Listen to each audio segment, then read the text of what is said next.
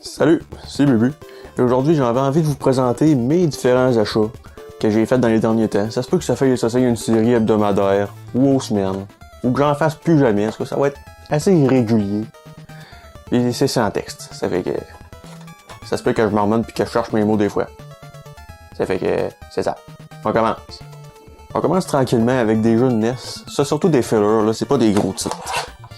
Fait que premièrement, j'ai acheté Commando. Je sais pas c'est quoi. Je connais le nom, mais j'ai jamais vu de gameplay de ce jeu-là. Fait que, vite de même, ça a l'air d'être un jeu comme Contra ou Jackal, un affaire de même. Là. Parce que c'est clairement ça. Ça peut pas être autre chose. Ça peut pas être un platformer, encore moins un RPG. J'ai aussi acheté Ultima. Exodus Ultima. En fait, j'avais la suite sur Super Nintendo, je l'avais déjà.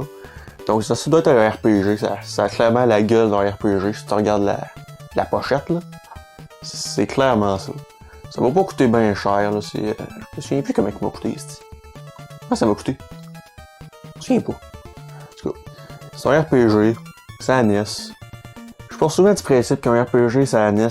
C'est pas hyper développé. J'avais l'impression que c'est plus des brouillons pour ce que la Super Nintendo allait offrir. Mais je vais lui donner un petit coup. Je vais lui donner... je vais l'essayer, ouais. Je vais l'essayer, ça peut être bon. J'ai acheté Defenders of the Crown. Defender, pas DS. En fait, c'est fait par Ultra. En fait, c'est... je pense que c'est Konami. C'est Konami, mais avec un autre nom. Parce que ça, c'est un RPG, ça aussi. Il m'a pas coûté bien cher. 10$. Ça se peut que ça soit bon. Je vais l'essayer parce que moi, les RPG, j'adore ça.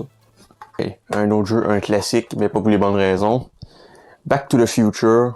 LJN. Calvaire. J'ai pas joué ici, j'ai pas envie de jouer parce que je sais que c'est de la merde. Y a personne qui peut aimer ça vraiment, là. À part dire, à la limite, tu peux trouver ça correct. Mais tu peux pas dire que c'est un des meilleurs jeux. C'est ça, Back to the Future. Je l'ai acheté juste parce que c'est un filler. Pour remplir la collection, en fait. Un autre jeu purement années 80, années 90. Gorilla. Ça se dit comme ça? Gorilla. Oh non, il y a War après. Ah, Gorilla War par SNK. C'est les mêmes dudes qui ont fait King of Fighter et Ikari Warrior. En tout cas, ça, ben ça a l'air d'être Contra. Ou non, ça va sûrement être plus proche d'un Ikari Warrior d'après moi. J'ai pas vu de gameplay. Est-ce que je fais pas mes recherches, moi? La plus grosse pièce de la NES que je suis acheté dans les derniers jours, c'est Final Fantasy. Je l'avais pas encore. Il fallait que je l'achète. J'avais vraiment envie de l'acheter, mais je le trouvais nulle part. Mais j'en ai profité, je l'ai acheté. Je vais y jouer. Mais peut-être plus genre sur la NES Mini, parce que j'ai un peu de la misère avec les jeux à sauvegarde sur la NES, parce que tu fais juste... Sur la NES, là, tu peux juste fermer la console, puis la sauvegarde va disparaître pour je sais pas quelle raison. Fait que si tu veux fermer ton jeu, t'as pas le choix de faire un reset, puis après ça, appuyer sur Start après. C'est vraiment chiant. C'est une histoire de même, les sauvegardes effacées, ça m'est arrivé sur Zelda 1. J'étais vraiment rendu loin, fallait que je recommence. On continue avec une grosse piece of meat. En fait, c'est une recommandation de mon ami Daniel de chez Gryffondor à Rimouski. Alors, petite publicité pour toi, Daniel, parce que tu fais une christie de belle job. Faut que tout le monde aille chez vous. Lunar sur PS1. Le nom, le titre est ben trop long. C'est Silver Star Story Complete, en fait. Il y a beaucoup de stock là-dedans. En plus, la pochette est en relief. Je sais pas si ça paraît à la caméra, mais si tu passes ça de la même, là, c'est comme en 3D. C'est le fun. Puis, c'est ça. C'est que ça paraît, j'ai pas de texte. Fait que ça s'ouvre de même comme un livre. Ben, c'est pas juste ça, là, tu sais, on sentait qu'il y a le jeu dedans. En fait, ça comprend en plus les 2 CD du jeu, un CD de musique, ben en fait la soundtrack du jeu, un CD du making-of du jeu. C'est insane, là. Un livre de 100 pages, en fait c'est un hardbook avec le manuel d'instruction aussi. 100 pages quand même. Et en plus, ça contient une map. Une map en tissu en plus. Colorée. Alors, je pense que je vais peut-être l'ouvrir devant vous. Juste pour vous montrer de quoi ça a l'air. Parce que c'est la première fois que je l'ouvre. En tout cas, on va ouvrir ça tout de suite. En fait, ça c'est le livre. En plus, man, ça c'est cool ça. Il y a les petites affaires rouges là. C'est pour savoir où c'était rendu. Hey, c'est vraiment cool. Ok, ouais, c'est vraiment le manuel d'instruction. Avec sûrement des artworks aussi. Ça se voit à la fin, ça. Il y a aussi également... Ben le jeu, bien entendu. Le jeu est juste ici. Il va être double en fait.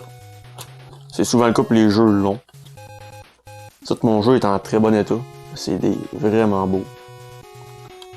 J'ai la map ici, que je vais pas sortir de son petit sachet parce que ça va être long. Parce qu'il y a la map juste ici. Elle est colorée. Et il reste l'autre partie du jeu à ouvrir. 3 CD. En fait, il y a la soundtrack. Et le making of.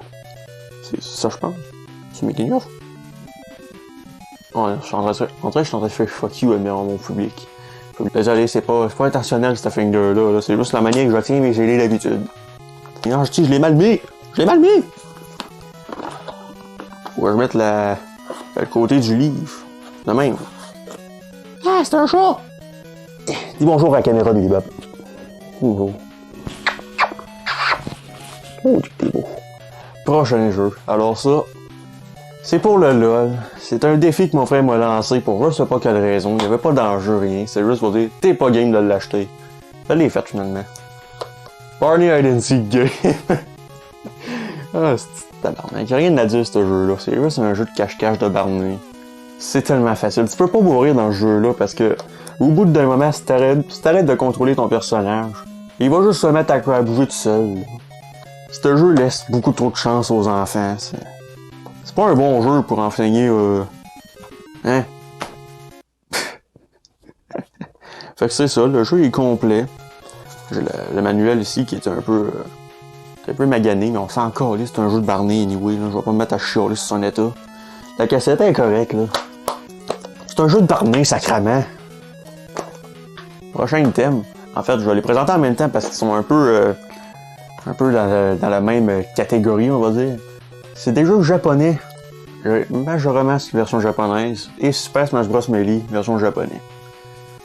Pourquoi j'ai dit japonais pour celle-là? En fait, ça servait à rien de les avoir ces jeux-là parce que j'ai les ai déjà dans la version normale. J'ai Majoramas là-bas, puis j'ai Super Smash Bros Melee direct derrière moi que vous pouvez pas voir parce que je suis en train de le cacher. Il n'y a pas vraiment de différence au niveau du gameplay, c'est juste vraiment que les jeux sont en japonais, fait que si tu lis pas le japonais, t'es dans ma petite parenthèse.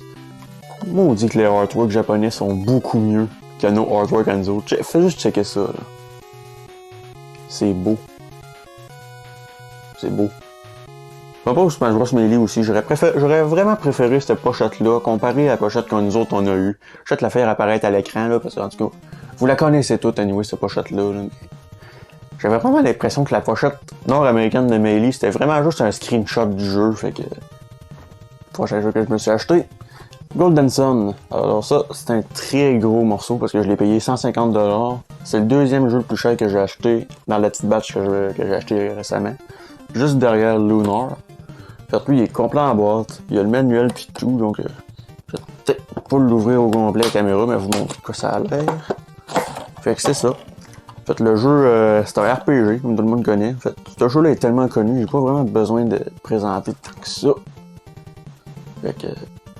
C'est ça, vous voyez, il y a le manuel, je vais pas le sortir, hein, parce que je suis un peu trop lâche. Il y a le jeu ici. Je suis vraiment content de l'avoir. Je l'avais déjà loose. Mais les jeux Game Boy loose, ça m'intéresse vraiment pas. Ils sont comme dans un genre de Tupperware, là, pis ils prennent de la poussière. Je vais peut-être éventuellement finir par les vendre. En tout cas, j'achète juste mes jeux de Game Boy en boîte. C'est pour ça que j'en ai pas beaucoup. Je dois en avoir... j'en ai 1, 2, 3, 4, 5, 6, 7, 8... J'en ai 8. J'en ai 8 jeux de Game Boy en boîte. C'est le prix à payer pour les avoir en boîte parce que les jeux de Game Boy en boîte coûtent vraiment cher ces temps-ci. Mais bref, c'est ça. Je suis vraiment content d'avoir Golden Sun complet en boîte dans ma collection. Alors, prochain jeu. En fait, j'en ai pris 2 en même temps parce qu'ils font partie de la même série. J'ai acheté Fire Emblem Shadow Dragon et Fire Emblem Fates Conquest. J'adore Fire Emblem. Je pense que c'est ma série de jeux préférée, juste après Castlevania puis Mega Man. J'adore ça. En fait, lui, c'est un remake du premier jeu qui était sorti sur Famicom à la base, mais vu qu'on l'avait pas nous autres en Amérique du Nord, fait qu'ils ont décidé de le refaire sur DS. Ça a l'air que c'est très difficile parce qu'il y a un mode de hard, mais une fois que t'as fini le mode hard, tu peux avoir hard 1, 2, 3, 4, 5. Hard 5, ça a l'air, c'est... Ouf. Puis Fire Emblem Fates, en fait, fait, ce jeu-là fonctionne un peu comme un revers de médaille avec l'autre Fire Emblem Fates, qui est Fire Emblem Fates Birthright. Je l'ai pas encore Birthright, mais je vais l'acheter, mais que je le trouve. Parce que ce jeu-là, j'ai hâte d'y jouer. Parce que j'adore Fire Emblem, tout simplement. C'est des jeux auxquels je prends beaucoup de plaisir. Jouez donc à Fire Emblem. Jouez-y, c'est tellement bon. C'est des bons RPG, des tactical RPG plus précisément. C'est tellement bon. Deux autres jeux, je vais les présenter en même temps aux autres aussi parce qu'ils sont tous les deux sur 3DS. Deux découvertes que je savais pas que ces jeux-là existaient, mais je les ai achetés parce qu'ils coûtaient pas cher. Puis c'est ça. J'ai Conception 2. Si je me fie aux images derrière, c'est un JRPG qui fait beaucoup penser à Persona. En même temps, c'est sûr que ça fait penser à Persona parce que c'est Atlus qui l'a fait, les mêmes que derrière Persona. En fait, je connais rien à ce jeu-là, je peux pas vous dire grand-chose. À part que ce jeu-là vient en plus avec la soundtrack du jeu en plus. Parce que pour que le jeu vienne avec la soundtrack, faut que la soundtrack soit bonne. Je vais l'écouter maintenant. Pas sur CD parce que faut que les CD. Désolé. Parce que j'ai une collection de CD, ça vous la voyez pas, mais j'ai une collection de CD. Je vais peut-être vous la présenter un jour.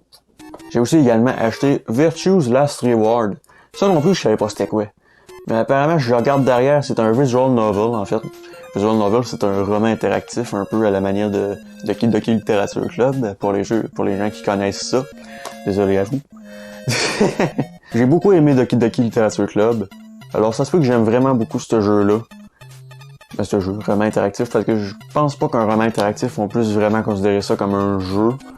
Ça reste un débat ouvert. Mais on va en parler maintenant. Mec, j'y joue, je vais vous faire je vais sûrement vous en parler un peu. Et finalement, pour finir, j'ai acheté 5 jeux de PS4 qui étaient pas trop chers. J'ai décidé de les acheter. Ben, en fait, il y en a un que c'était à mon frère, là, mais en tout cas. La collection de PS4, c'est un peu commune. Les jeux à mon frère, c'était également mes jeux. En fait, premièrement, j'ai acheté Neo, The World Ends With You. En fait, ce jeu-là, je pense qu'il était sorti à bon sur Nintendo DS. C'est un RPG, ça aussi. J'arrête pas d'acheter des RPG, ça a pas de bon sens, j'adore ça. J'ai pas le temps d'y jouer, mais Chris, j'aime ça les RPG, si tu veux que je te dise. Je ne sais pas c'est quoi ce jeu-là, mais ce qui m'a attiré là-dessus, c'est le petit nom en bas, Square Enix. D'habitude, Square Enix, c'est une gage de qualité. En fait, j'ai décidé de l'acheter parce que j'étais habitué à des jeux comme Octopath Traveler et les Final Fantasy, en fait. Octopath Traveler qui est un de mes jeux préférés en passant. Mon frère s'est aussi acheté The Evil Within. En fait, ça, c'est le même gars qui a fait Resident Evil. Il est parti de chez Capcom, apparemment, pour aller chez Bethesda. Ce jeu-là fait vraiment penser à Resident Evil. J'ai pas joué, mais j'ai vu mon frère y jouer un peu. Et puis tout ce que j'ai à dire, c'est Resident Evil, en fait. Ça fait vraiment beaucoup penser à ça. Prochain jeu. Alors, ce jeu-là, je l'avais déjà sur PS3, mais je l'avais vendu à l'époque parce que j'étais un gros con. South Park, The Stick of Truth. Oh my god, les gars, c'est tellement bon, ce jeu-là. D'habitude, les jeux de South Park à l'époque, c'était rarement bon. C'était juste des jeux pour attirer du cash, puis les créateurs étaient pas vraiment fans de ces jeux-là. Mais ces jeux-là respectent clairement l'esprit de la série, on retrouve toutes les références. Toutes les jokes de South Park sont là-dedans. Il y a un combat là-dedans, là. Un combat qui est vraiment drôle, je vais pas vous spoiler, mais calisse que vous allez rire, là. J'ai aussi également acheté sa suite, Fractured But Whole, qui m'intéresse un peu moins parce que c'est pas dans un monde médiéval, parce que c'est pas médiéval, mais c'est un wannabe médiéval pour ça. Ici, c'est plus des super-héros. Et je ne trippe pas sur les univers de super-héros, donc je vais y jouer, mais ça veut pas dire que je vais être emballé. Je joue un peu de la même manière que lui, par exemple, vu que c'est la suite directe. C'est plus ou moins le même gameplay. Et finalement, finalement mon frère s'en était acheté 2. Je l'avais oublié, lui. C'est Warriors All Stars. En fait, c'est comme un Battle Royale des jeux Dynasty Warrior, en fait. Ou ben non, c'est on dirait un genre de Smash Bros, mais de Tecmo. Parce que ça, on voit, il y a Ryo Hayabusa de Ninja Gaiden, puis Kazumi c'est ça, Kazumi? Dead or Alive. C'est ça, mais les autres, je les connais pas. Je connais pas assez mes Tecmo pour en juger. Ça a l'air bon. Parce que si ça joue comme Hyrule Warrior, ça risque d'être très bon. Parce que j'ai bien aimé Hyrule Warrior, mais je l'ai pas terminé. Ça fait le tour des achats que j'ai fait ces derniers temps. Fait que c'est ça. Je vais peut-être continuer. Je sais pas si la série va être hebdomadaire ou par semaine. Ou ben non, mensuel. Hebdomadaire, est-ce que ça veut dire déjà? En tout cas, à la prochaine. Mec, j'achète des jeux. Ben, je vais vous en faire un petit signe. et je vais refaire une vidéo pour vous les présenter. Fait que c'était Bébu, ciao!